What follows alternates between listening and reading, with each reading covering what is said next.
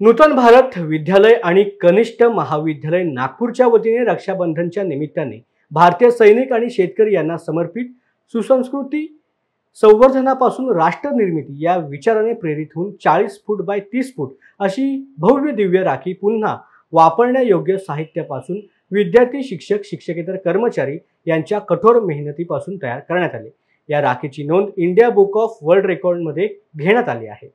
नमस्कार, आपलं नाव सांगा आणि आज इथे काय होतं त्याबद्दल सांगा। मी डॉक्टर वंदना बडवाई, नूतन भारत विद्यालय कनिष्ठ महाविद्यालयाची मुख्याध्यापक आहे। आता राखीचा सण आहेच आपल्या पुढे आणि आपली जी भारतीय संस्कृती आहे, हे जे सणवार आहेत त्यातनं काहीतरी एक मॅसेज आणि शिकायला मिळतं।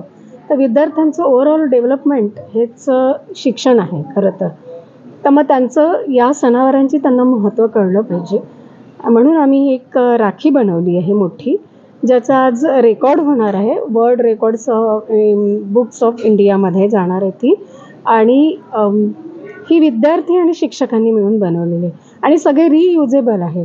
काही म्हणजे हे जे आमच्याकडे आपण काही कार्यक्रम आणि फ्लेक्स तयार करतो ते फ्लेक्स सगळे खाली लागले आहे, बांबू आणि म्हणजे हे फक्त डेकोरेशनसाठी पेपर वापरल्या गेलेले।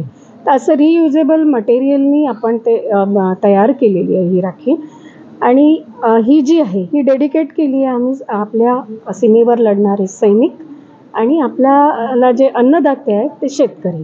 कारण कोरोना काळामध्ये जे सगळे कामं ठप्प होते, पण शेतकऱ्यांचं काम ठप्प नव्हतं आणि सैनिक पण सीमेवर तसेच लढत होते, त्यांना ना कशाचीच तमा नाही बाळगली, त्याच्यामुळे आपण कोरोनात सगळे जिवंत राहू शकलो।